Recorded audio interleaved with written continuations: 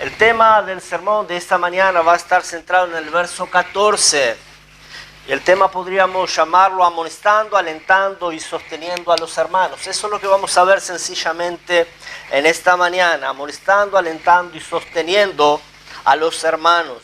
Quizás una de las primeras cosas que vamos a necesitar recordar, ¿sí?, es que estas ordenanzas de las que Pablo mencionó aquí en el verso 14, no son ordenanzas simplemente para los pastores, no son ordenanzas simplemente para los líderes de la iglesia, sí son para ellos, pero no solamente para ellos, ¿sí? Esta carta fue una carta dirigida a la iglesia. Y las ordenanzas que estamos viendo aquí entonces son ordenanzas ¿para quién? Para la iglesia, para la iglesia. Y es deber o es responsabilidad de cada miembro de la iglesia, de cada parte de la iglesia, el enfocarse, el llevar adelante cada una de estas cuestiones mencionadas aquí en este verso 14. ¿Sí? Estas instrucciones entonces que Pablo ha dejado aquí son pura y exclusivamente para la edificación de la iglesia, para el crecimiento del cuerpo de Cristo. Y si, hermano, tú tienes un interés por la obra de Cristo, si tú tienes un corazón por la iglesia del Señor y su edificación, entonces quiero decirte que estos aspectos o verdades que vamos a señalar en esta mañana deberían estar bien claros para ti, ¿sí? Y tú debieras estar bien ocupado en estas cosas, ¿sí? Algo que quiero destacar sobre el pasaje, ¿sí?, y un poquito sobre la fraseología que viene usando Pablo aquí, porque la manera de las palabras de Pablo en el contexto, ¿sí?, es militar, ¿sí? La fraseología que usa Pablo es militar, los conceptos son militares. Si ustedes ven el verso 8, Pablo dice: pero nosotros que somos del día, seamos sobrios, habiéndonos vestido con la coraza de fe y de amor y con la esperanza de salvación como yelmo. Entonces Pablo que utiliza términos, frases militares, ¿sí? Y aunque nosotros no lo vemos muy claro en el verso 14, por ahí por la traducción, pero Pablo continúa hablando de la misma manera. Lo primero que vamos a mencionar aquí del verso 14, que dice Pablo, es que amonestéis a los ociosos. Que amonestéis a los ociosos. La palabra utilizada en griego para ociosos, militarmente hablando, si queremos decirlo así, se refiere a los que están fuera de las filas. Los que están fuera de las filas, los que no están en disposición ni en situación de realizar el trabajo o el deber que debiera hacer un soldado. Es decir, que son aquellos que no harán el trabajo o la tarea prescrita, ¿sí? Esos son los ociosos. No solamente que no harán el trabajo que tienen que hacer, sino que por otra parte se van a involucrar en cosas que no tienen que involucrarse. No solamente que no se involucran en lo que deben, sino que se involucran en lo que no deben. Y eso son cosas que frecuentemente podemos ver en una iglesia, ¿sí? Los ociosos o los indisciplinados, si queremos decirlo así, son los que no llevan el paso, los que no llevan el ritmo de los demás como debieran, ¿sí? Están de alguna manera desconectados del resto, suelen ser solitarios.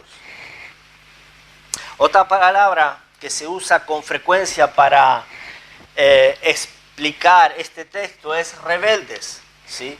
Los ociosos, podríamos utilizar la palabra rebeldes para mencionarlos, y son soldados desordenados que rompen sus filas y se vuelven ociosos, ¿sí? Ahora, hermanos, quiero que notemos y entendamos esto, que no es fácil en un ejército cuando los soldados se salen de la línea, cuando ellos dejan sus lugares en las filas, ¿sí?, y de alguna manera se ven confundidos.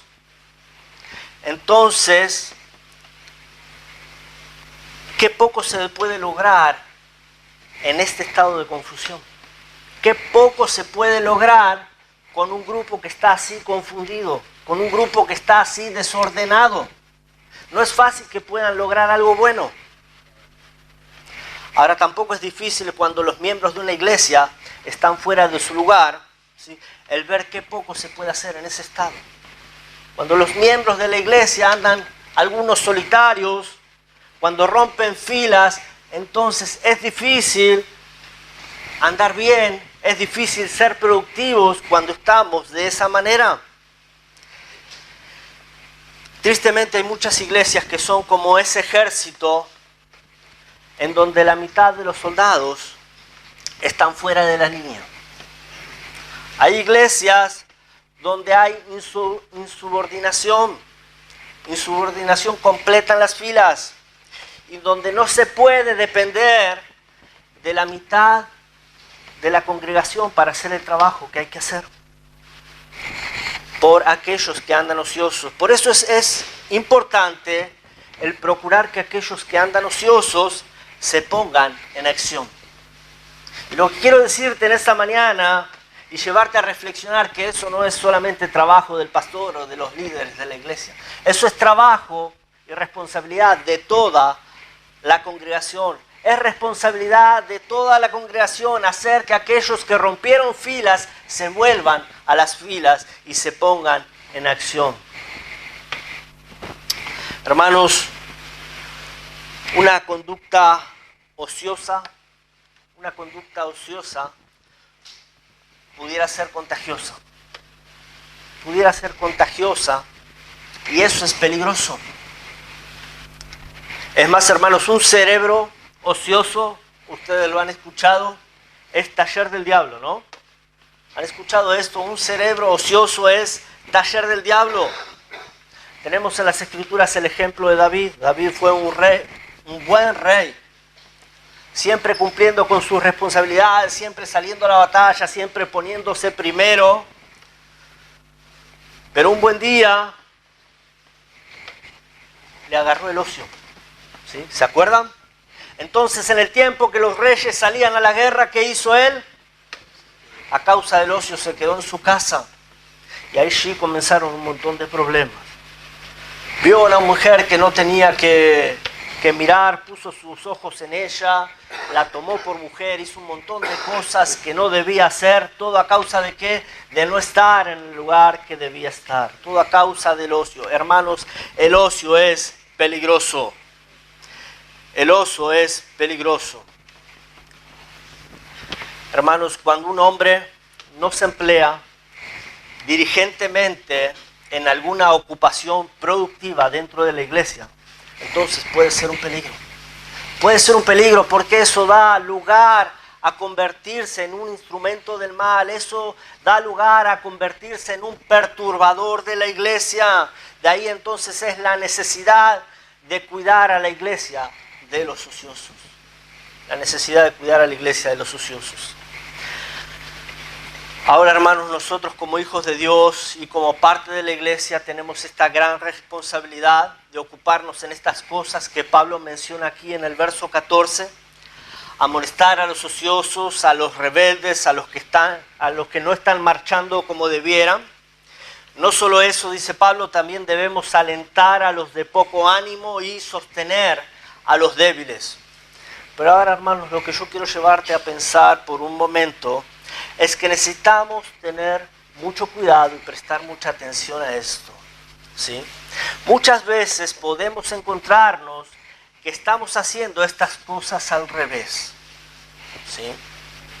Pablo ha dado un orden, el texto es claro, pero muchas veces pudiéramos encontrarnos con que estamos alentando o animando a los ociosos, ¿sí?, en lugar de estar amonestándoles.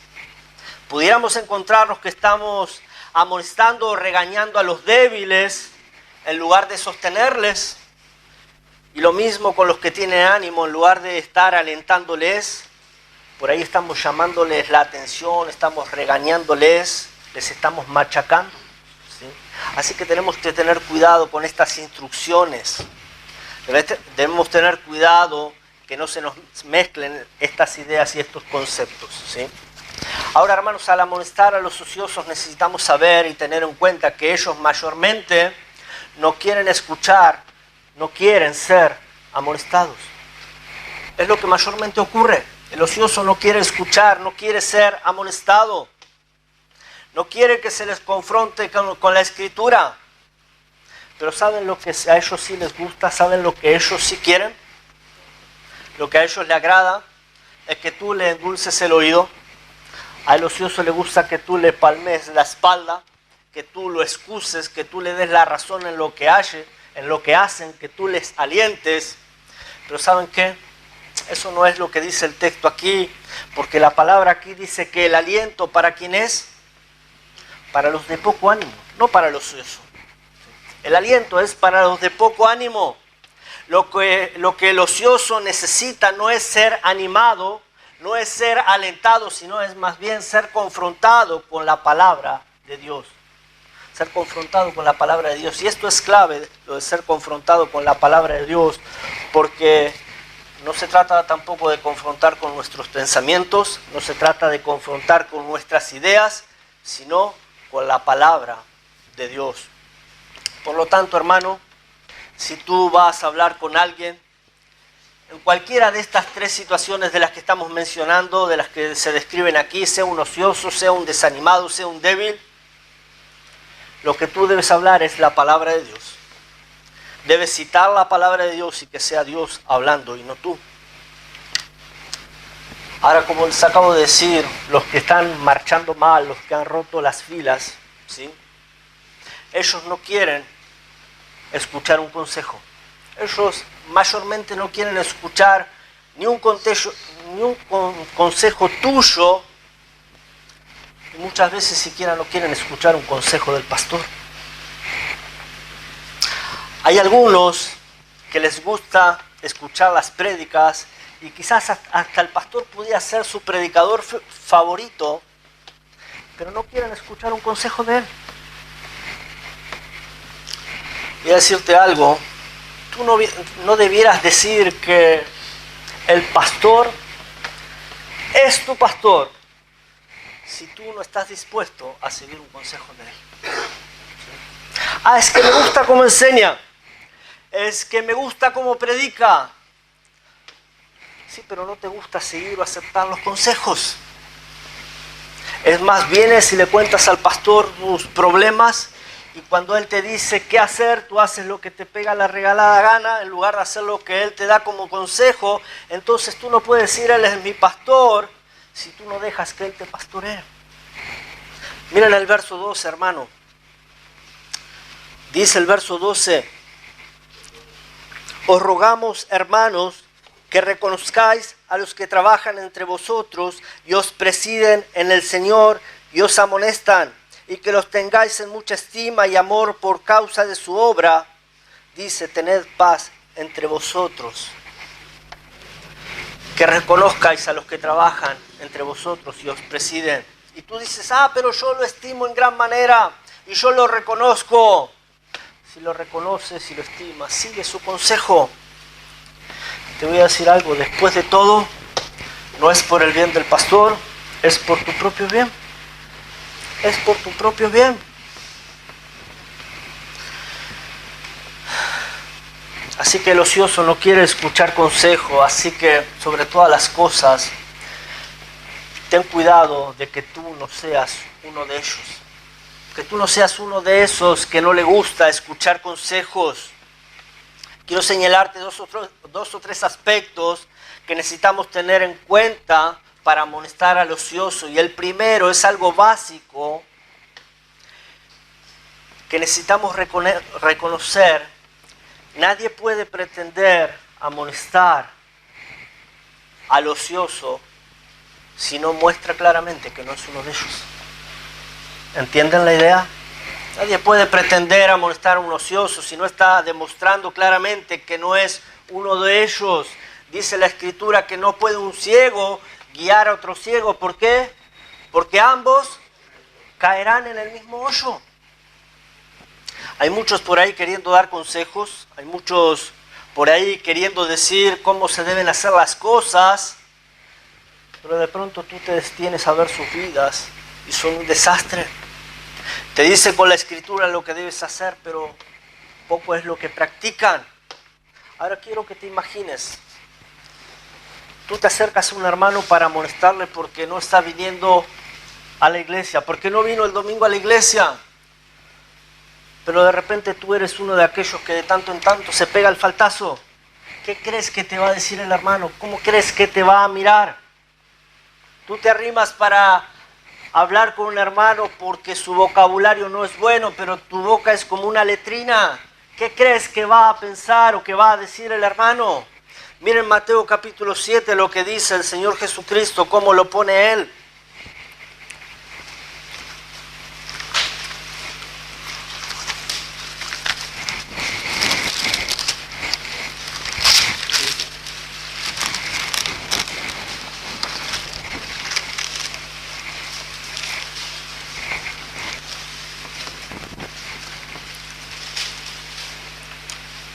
En Mateo capítulo 7, en el verso 13, el Señor Jesucristo lo pone de esta manera y dice: ¿y por qué miras la paja que está en el ojo de tu hermano y no echas de ver la viga que está en tu propio ojo? ¿O cómo dirás a tu hermano, déjame sacar la paja de tu ojo y he aquí la viga en el ojo tuyo? Hipócrita, saca primero la viga de tu propio ojo y entonces verás bien para sacar la paja del ojo de tu hermano. El Señor Jesucristo usa palabras duras y dice hipócrita. Es una palabra fuerte, pero lo que Él está diciendo es: ocúpate primero de ti mismo, corrige primero tu vida. ¿Cuánto cuidado debemos tener con esto? Lo primero entonces a tener en cuenta es asegurarte de que tú no eres uno de ellos. Asegúrate de estar andando bien, asegúrate de ser un buen ejemplo si quieres amonestar a alguien. Número 2, asegúrate de que tus motivos sean correctos. Asegúrate de que tus motivos sean correctos. Tú no andas ahí mirando la vida de los demás simplemente para juzgarles, para señalarles. Esa no es la idea. Tú no andas ahí mirando la vida de los demás para mostrarte que tú eres mejor que ellos o que tú eres espiritual. Tú no andas ahí metiéndote en lo que otros hacen con el fin de mostrarte tú que eres superior. Esa no es la idea. Lo que a ti y a mí debe motivarnos es la preocupación por la edificación del cuerpo de Cristo. Eso es lo que a ti y a mí debiera preocuparnos, ¿sí?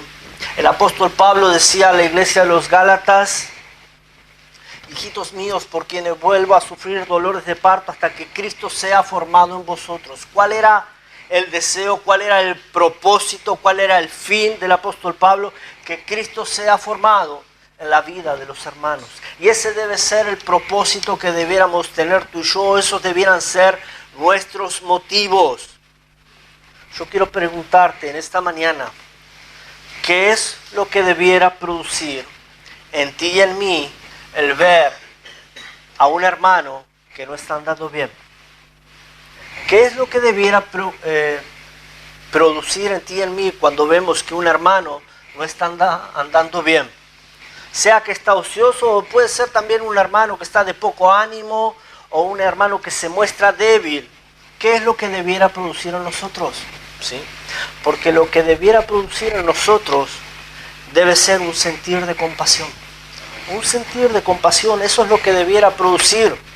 Digo esto, hermanos, porque mayormente algunos somos propensos a dejarnos llevar por los impulsos, somos propensos a dejarnos llevar por las emociones, somos propensos a dejarnos llevar por la carne, y el enojo tiende a querer entrar.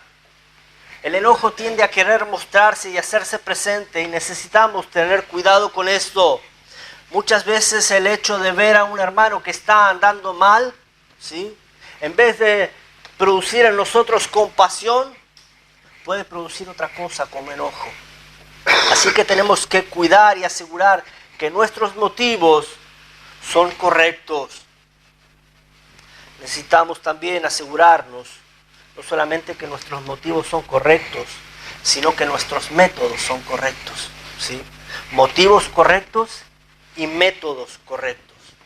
¿Saben que amonestar en un sentido básico se refiere a dar una advertencia o una corrección, pero dada con amor? Una advertencia, una corrección, pero dada con amor y con preocupación, con el objetivo de guiar a la otra persona a andar en un camino recto. Nosotros, al amonestar a los hermanos, debiéramos mostrar ese amor y esa preocupación por ellos. Nosotros, tú y yo, debiéramos tener la ternura de Cristo al tratar con los hermanos. Nosotros debiéramos tener el sentir de compasión que tuvo el Señor Jesucristo al ver a un hermano que anda mal, que está errando en el blanco. Y en ninguna manera tú y yo debiéramos manifestar algo de enojo, en ninguna manera debiéramos manifestar algo de ira. El amor de Dios debiera reflejarse, ¿sí?, en nuestra manera de tratar con los hermanos. Romanos 15, el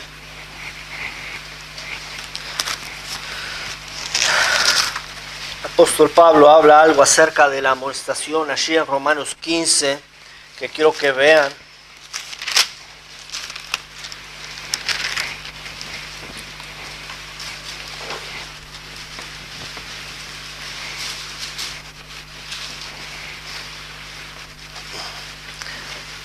En 15:14 el apóstol Pablo dice: pero estoy seguro de vosotros, hermanos míos, de que vosotros mismos estáis llenos de bondad, llenos de todo conocimiento, de tal manera que podéis amonestaros los unos a los otros. Llenos de bondad y llenos de todo conocimiento. Estos de alguna manera son los requisitos o las condiciones para poder amonestar a otros. Según este texto que acabamos de leer, la buena amonestación nace de un buen corazón. La buena amonestación nace de un corazón bondadoso, nace de un corazón lleno de la palabra de Dios. Eso es lo que dice el texto aquí. La buena amonestación sale de un corazón lleno de la palabra de Dios. Y la palabra de Dios es ese medio correcto y adecuado para la amonestación. La palabra de Dios es ese medio adecuado.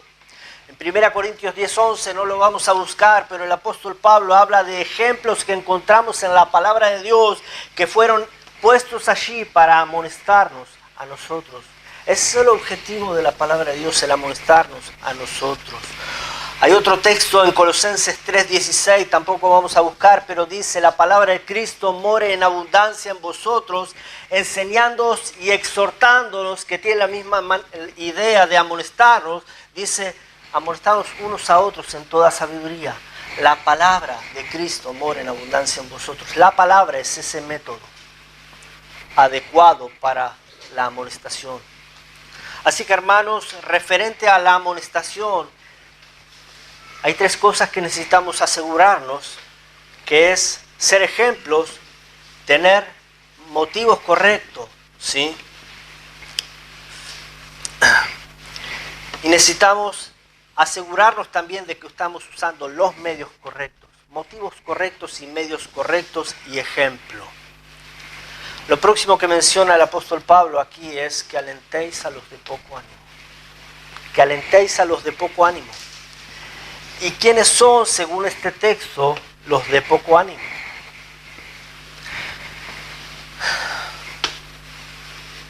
Siguiendo con la idea de los términos militares que Pablo venía utilizando, los de poco ánimo son los que desmayan en el día de la adversidad. Los de poco ánimo son los que a la hora de la batalla se desaniman, quizás a causa del número del enemigo, se desaniman a causa de la dificultad, y esto es producto del propio estado débil que tienen. La idea literalmente en el griego para poco ánimo es alma pequeña, ¿sí? Poco ánimo, alma pequeña. Es la idea de alguien que no se ha desarrollado como debiera haberse desarrollado, ¿sí? Ya sea porque tiene poca edad espiritual, recientemente ha conocido al Señor, o el desconocimiento de la palabra. Hay muchos que han estado por años en el camino del Señor, pero no han tomado el tiempo para estudiar las Escrituras, para leerlas, para aprender de ellas. Entonces no han llegado a crecer lo suficiente en el conocimiento de la palabra. Y esta falta de conocimiento puede llevar a uno que está inmaduro a pasar la mayor parte del tiempo desanimado. ¿Sí? Entonces, ¿cuál es la necesidad para estas personas? El texto habla sobre la necesidad de alentarles. La necesidad de alentarles. La palabra griega para alentar quiere decir relacionarse de cerca. Eso es la palabra para alentar, relacionarse de cerca. La idea para alentar puede ser también la misma idea que para consolar. ¿Sí? Tiene la idea de ponerse al lado. Ponerse al lado, esa es la idea. Muchas veces, hermanos, no necesitamos ser muy elocuentes para poder animar a alguien. No necesitamos tener tanta teología para poder alentar a alguien. Simplemente lo que necesitamos es ponernos al lado. Estar. Eso muchas veces puede ser más valioso que muchas palabras. Solo basta compararse al lado de ese hermano que necesita ánimo en esos momentos que está atravesando. Estar al lado. Así que la cuestión, como te digo, no es tanto saber qué decirle para animarlo o consolarlo, sino estar ahí para lo que él necesite. Estar al lado. Hermanos, el asunto pasa simplemente por tener un poco más de empatía, si queremos llamarlo así, por aquellos que andan desanimados. Estar cerca de ellos y estar al pendiente de ellos. Ahora, para aquellos que suelen andar desanimados, hay algo que necesitan tener en cuenta. Aquellos que andan desanimados necesitan exponerse más a la palabra de Dios y por ninguna razón alejarse o aislarse de la iglesia. ¿Sí? Uno de los grandes peligros que los termina desanimando más es cuando se alejan de la palabra de Dios y cuando se aíslan de la iglesia. Para aquellos que de vez en cuando tienen la oportunidad de prender el carbón para el asado, ¿saben lo que pasa, no? Prendes el fuego y está todo el carbón ahí juntito, ¿sí? Y se mantiene caliente, se mantiene al rojo vivo. Pero tú apartas una brasa, la pones a un costado y en poco tiempo, ¿qué va a pasar? Se apaga, se enfría y ya. Mientras la otra montañita de carbón está ahí encendida, a full, como decimos, ¿no? Lo mismo pasa dentro de la iglesia. Tú te aíslas, te haces a un costado y enseguida te apagas y te enfrías. ¿Sí? No solamente lo peor que puede hacer uno es alejarse por sí mismo de la palabra de Dios y de la iglesia, sino que lo peor que puede hacer la iglesia es excluir a uno o alejarse de uno. ¿Sí? Hermano, cuánto cuidado necesitamos tener con esto. La iglesia fue creada para marchar junta. La iglesia fue creada para marchar junta. ¿Sí? Así que hay una frase que dice el pastor muy a menudo, que en la iglesia no hay lugar para llaneros solitarios, ¿no? Andar como llanero solitario en la iglesia no es productivo en ninguna manera. Necesitamos tener cuidado con esto. Ahora, hermano, ¿tú te has puesto a pensar en que pueden haber en medio nuestro hermanos que estén necesitando en este momento de alguien que le ponga una mano en su hombro y le diga: hermano, estoy contigo, hermano, estoy al lado tuyo, hermano, estoy orando por ti? Hay hermanos que necesitan acompañamiento. Hay quienes necesitan que se les animen diciendo: tú puedes pasar por este tiempo de dificultad bien. Hay algunos que pasan por dificultades y no saben cómo las van a pasar y necesitan de alguien que esté a su lado, que les anima y les diga: tú puedes pasar este tiempo bien, pero si lo pasas de la mano del Señor, de la mano de la iglesia también. ¿Sí? Hermanos que necesitan de ánimo. Unas pocas palabras como estas significan mucho para aquel que está desanimado y que se siente apocado. Hermano, déjame decirte que todos en algún momento pudiéramos estar de esta manera. ¿Tú crees que el pastor, porque es pastor, nunca llegó a estar desanimado? no lo conoces lo suficiente. ¿Tú crees que uno porque esté predicando, porque alguien sea líder de la iglesia, nunca pasa por tiempos de estar desanimado? Todos pasamos por el desánimo. Por eso todos nos necesitamos mutuamente. Nos necesitamos mutuamente. En nuestro texto, allí en 1 Tesalonicenses, en el capítulo 5, en el verso 11, Pablo le dice a los hermanos: por lo cual animaos unos a otros y edificaos unos a otros, así como lo hacéis. Alentaos unos a otros, así como lo hacéis. Y la pregunta que yo quiero hacerte en esta mañana es si tú sueles hacerlo. Pablo dice, me gusta, porque le dice a la iglesia, así como lo hacen generalmente. ¿Tú sueles hacerlo?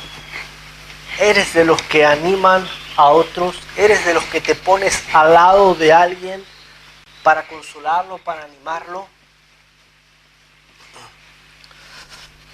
¿Eres de los que tienen empatía? A veces necesitamos tener cuidado porque qué fácil que nos podemos volver fríos e indiferentes. Qué fácil que nos podemos volver fríos e indiferentes. Tengamos cuidado con esto, hermanos. El punto 3 de lo que Pablo habla es que sostengáis a los débiles. Que sostengáis a los débiles. Y la idea aquí es la de apuntalar. Apuntalar a los débiles. Militarmente, reforzar de alguna manera las alas de aquellas compañías que pudieran estar más expuestas, las que son más vulnerables, las que pudieran ser dominadas por el enemigo, las que pudieran ser destruidas en el tiempo de la batalla. Esas más débiles, reforzarlas, apuntalarlas, sostenerlas. En Romanos 15:1 Pablo dice, así que los que somos fuertes debemos soportar las flaquezas de los débiles, soportar las flaquezas de los débiles. Hermanos, ciertamente hay creyentes que son débiles en la fe. No pueden llevar el mismo paso que los demás, no pueden llevar el mismo ritmo porque en algunas áreas ellos son como niños, no han crecido. No pueden marchar al ritmo de los demás. Así que necesitan de una ayuda directa y personal. Figurativamente hablando, hay muchas veces que levantarlos, hay muchas veces que sostenerlos y hay muchas veces aún que llevarlos. Hay hermanos que no saben cómo marchar. Hay hermanos que no saben ni siquiera para dónde marchar. Hay soldados en medio de esta batalla cristiana que por momentos parece que se le ha perdido la brújula. No pueden lograr identificar entre el norte y el sur hacia dónde necesitan ir. Algunos pasan por situaciones o por circunstancias en las que no tienen idea siquiera de dónde están parados. Necesitan de un compañero de las filas que les oriente y que les acompañe. La mayoría de las veces los problemas o las circunstancias que la gente pasa, ¿saben que no son tan complicados? A veces no son tan complicados, pero solo que en oportunidades alguno puede sentirse abrumado. Sobre todo cuando no está muy crecido en la fe, uno puede sentirse abrumado con una sencillez quizás. Pero ¿saben qué? Mayormente no son cuestiones tan complicadas, pero como decimos, hay veces que algunos se ahogan en un vaso de agua, ¿no? Mayormente se trata sobre la necesidad de saber identificar dos sencillas cosas. Generalmente es saber identificar sobre responsabilidades. A menudo las personas en problemas no logran identificar esto de que en medio de esta situación difícil que estoy pasando, en medio de esta adversidad, ¿qué es lo que es mi responsabilidad? ¿Qué es lo que a mí me toca? ¿Y qué es lo que es la responsabilidad de Dios? ¿Y qué es lo que le toca a Dios? A veces las personas no logran identificar entre estas dos cosas. Entonces, cuando las personas andan así, confundidas, necesitan que alguien les ayude a identificar. Necesitan que alguien les arroje un poco de luz en medio de esa situación que están pasando. Que alguien les ayude a discernir en medio de esa situación qué es la parte que a ellos les toca hacer. Qué es la parte que es su responsabilidad. Para que puedan ocuparse en eso. A veces la gente está con su mente tratando de ocuparse en lo que le corresponde a Dios y se les pasa por alto lo que les corresponde a ellos. Están ahí con su mente ocupando el tiempo en la parte que a ellos no les corresponde, que no les toca.